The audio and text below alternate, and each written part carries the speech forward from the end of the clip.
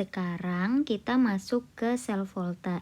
Jadi, di sel volta itu ada 3 bahasan yang akan kita pelajari, yaitu potensial sel, reaksi sel dan notasi sel, dan deret volta. Untuk potensial sel, pengertiannya adalah selisih nilai potensial anoda dan katoda pada suatu sel elektrokimia. Nah, anoda dan katoda itu apa sih? Sebelumnya kan kita udah bahas kalau anoda dan katoda itu adalah elektrode. Elektrode adalah tempat terjadinya reaksi energi listrik nanti di sel elektrokimia. Kalau di katode itu reaksi yang terjadi reduksi. Kalau di anoda yang terjadi adalah oksidasi, atau cara mengingatnya itu KRAO, KRAO. Katoda reduksi, anoda oksidasi. Nah, potensial sel itu sebenarnya ada pada semua unsur atau logam ya. Jadi para ilmuwan itu udah menentukan atau menetapkan semua unsur di muka bumi ini punya nilai potensial sel. Nah, mereka mengkategorikan potensial sel unsur itu sebagai potensial reduksi. Simbolnya E0 reduksi. Kita ambil contoh di sini. Nilai potensial reduksi besi, seng, aluminium, tembaga, dan emas. Kalau kita lihat di sini ada nilai E0-nya yang negatif dan ada yang positif. Kok bisa? Oke, kita bahas ya. Kita ambil contoh besi dan emas. Nah, besi di alam itu mudah teroksidasi, atau bahasa sederhananya besi itu mudah berkarat.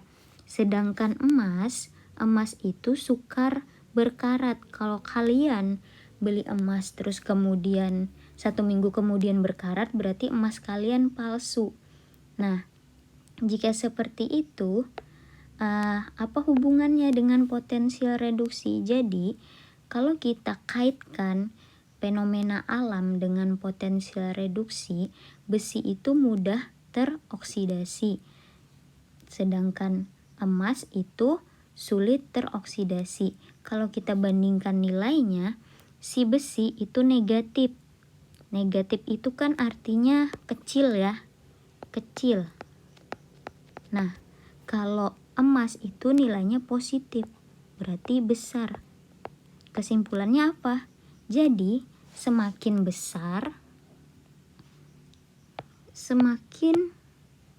besar nilai apa? Nilai E0 reduksi, maka unsurnya itu semakin sukar teroksidasi atau semakin sulit berkarat.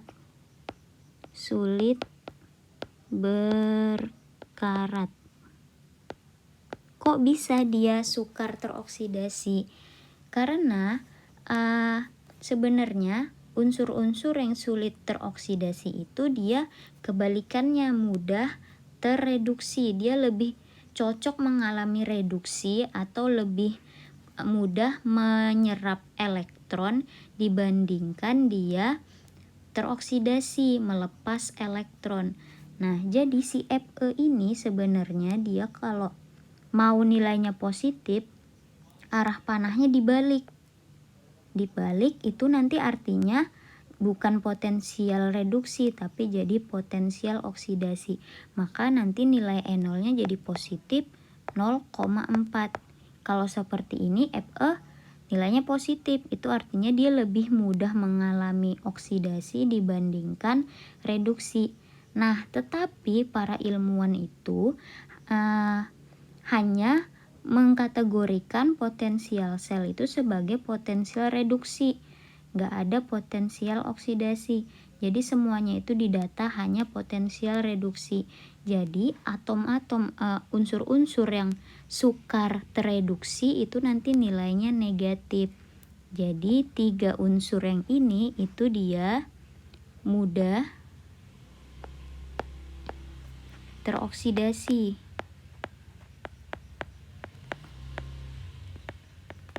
Sedangkan yang satunya, yang 2 yang terakhir ini mudah tereduksi. Begitu. Kemudian potensial sel ini kan tadi pengertiannya selisih nilai potensial di anoda dan di katode. Gimana cara kita menghitung selisih nilai potensial di anoda dan katode? Oke, jadi ada rumusnya ya. Rumusnya itu adalah E0 sel. Nah, ini simbolnya ya, simbolnya potensial sel itu E0 sel. Sama dengan E0 reduksi dikurangi dengan E0 oksidasi. Jadi ini rumusnya untuk menghitung selisih nilai potensial di anoda dan katode. Jadi kita bisa mengetahui nilainya lewat rumus ini. Contoh soal. Misalkan ada soal minta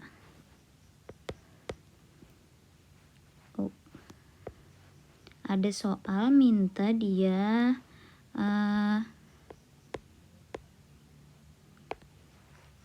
tentukan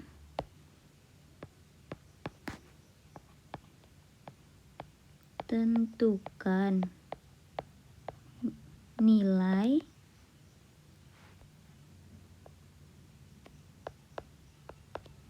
potensial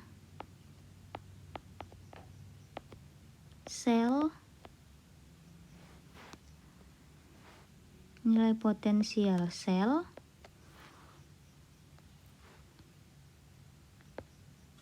unsur Zn dan Cu. Nah, misalkan kalian ketemu soal seperti ini, cara mengerjakannya itu kalian lihat nilai E0-nya. E0 Zn ini berapa, Cu ini berapa. Kita lihat di data di atas ya. Oke, di atas itu Zn nilainya negatif 0,76, sedangkan Cu positif 0,34. Sekarang kita mau cari E0 selnya. Kalau mau cari E0 sel berarti kita harus tahu dong siapa yang mengalami reduksi dan siapa yang mengalami oksidasi. Oke, nah di soal ini kita kan nggak dikasih tahu siapa, kita nentuin sendiri. Cara menentukannya itu kalian lihat nilainya tadi. Yang lebih negatif itu artinya dia lebih mudah teroksidasi, bukan? Nah, yang positif lebih mudah terreduksi. Kita lihat Zn sama Cu besaran mana? Besaran Cu kan? Cu positif 0,34, sedangkan Zn negatif 0,76. Itu artinya si Cu ini akan mengalami reduksi. Dia lebih mudah mengalami reduksi. Karena apa? Karena nilai E0-nya besar nih. Besar nilai reduksi semakin sukar teroksidasi. Itu artinya dia kebalikannya, reduksi. Sedangkan si Zn ini dia negatif, berarti dia oksidasi. Jadi yang kalian ingat itu siapa yang negatif atau siapa yang lebih kecil, itu berarti oksidasi. Kalau yang lebih besar maka reduksi. Sekarang kita masukkan ke rumusnya. E0 sel sama dengan E0 reduksi dikurang E0 oksidasi. Yang mengalami reduksi adalah si Zn, berarti E0Zn. Oh, maaf, salah. Yang mengalami reduksi adalah Cu, berarti E0Cu dikurang E0Zn. Kita langsung masukkan aja datanya. Data Cu di situ positif 0,34 dikurang dalam kurung. Nah, kita pakai dalam kurung karena di sini dia ada simbol lagi kan, negatif 0,76. Udah, kita hitung deh. Negatif ketemu negatif jadi positif, maka nilainya di sini positif 1,1, satuannya volt. Gampang kan? Lanjut ke soal nomor 2. Tentukan enol sel reaksi berikut. Nah, tipe soal seperti ini itu dia udah nentuin siapa yang reduksi, siapa yang oksidasi lewat persamaan reaksi. Kalau soal nomor 1 tadi kan kita sendiri yang nentuin siapa yang mengalami reduksi dan siapa yang mengalami oksidasi berdasarkan nilai potensial reduksinya. Nah, untuk soal nomor 2 ini di soal udah ngasih tahu, tinggal kita lihat aja. Nih, kalian kan udah belajar tuh reduksi oksidasi di materi penyetaraan reaksi redoks.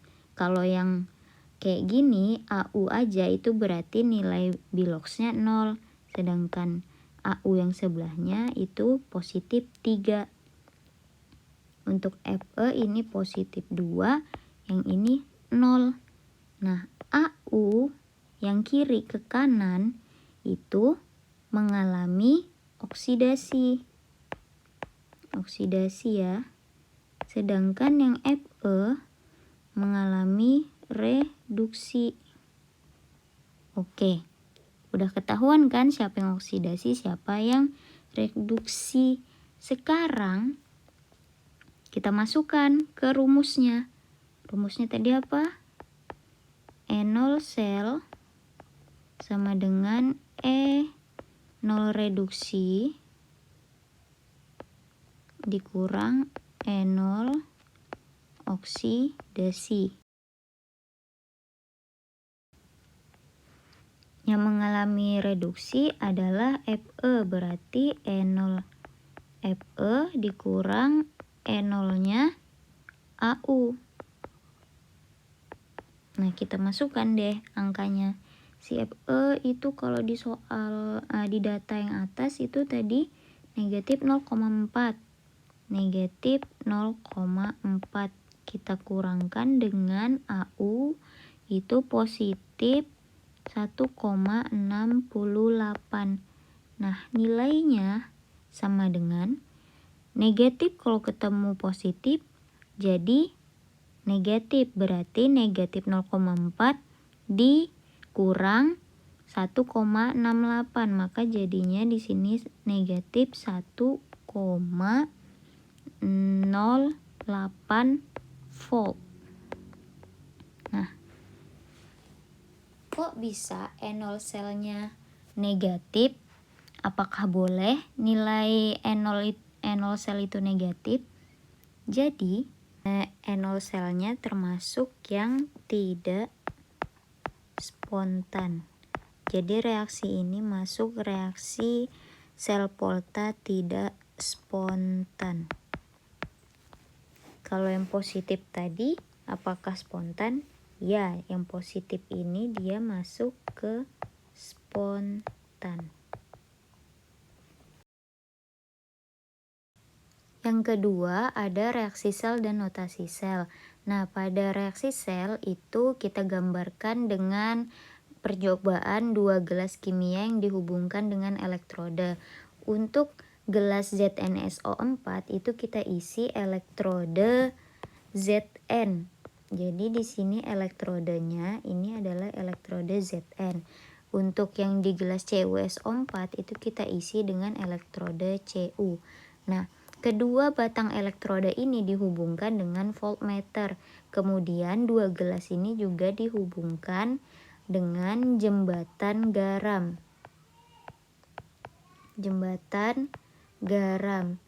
Kemudian Zn ini berada di kutub.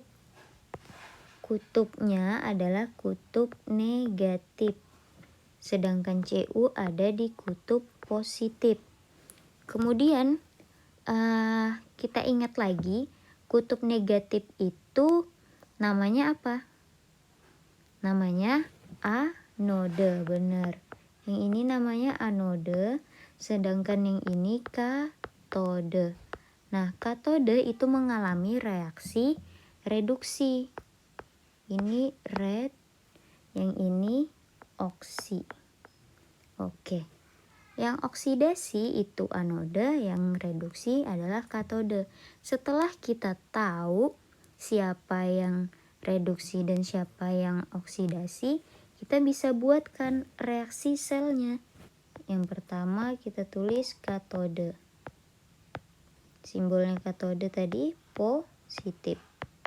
Yang mengalami yang berada di katode kan mengalami reduksi, berarti kita tulis reaksi Cu di sini.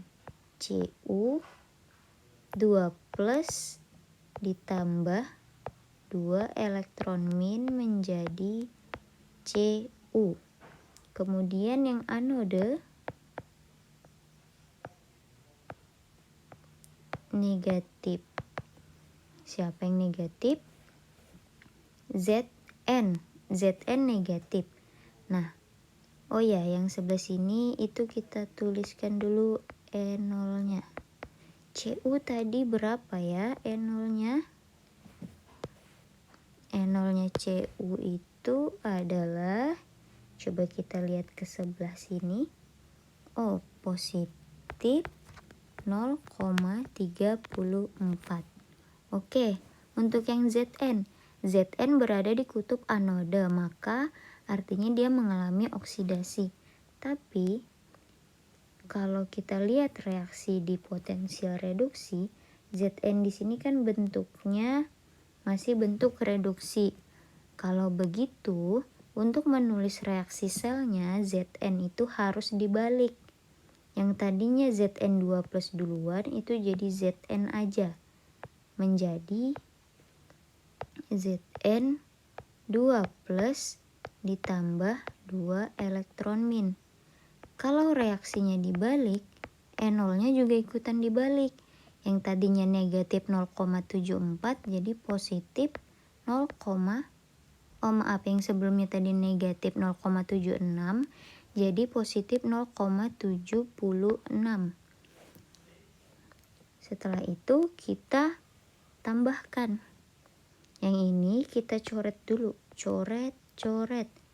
Kita turunkan jadi Cu2+ ditambah Zn menjadi Cu aja ditambah Zn2+. E0-nya berapa? E0-nya adalah positif 1,1 volt. Gampang kan? Nah, kuncinya dari materi reaksi sel ini adalah untuk reaksi di anode dibalik. Ini yang harus diingat. Anodenya dibalik untuk reaksi sel. Maksudnya dibalik apa? Jadi kalau di soal itu nanti menyediakannya pasti potensial reduksi seperti ini tadi. Nih, seperti ini. Gak ada yang Zn menjadi Zn2+ dan 2-min. Gak ada. Pastinya dalam bentuk potensial reduksi dulu. Nah, kalau memasukkan ke reaksi, yang di anode itu harus dibalik.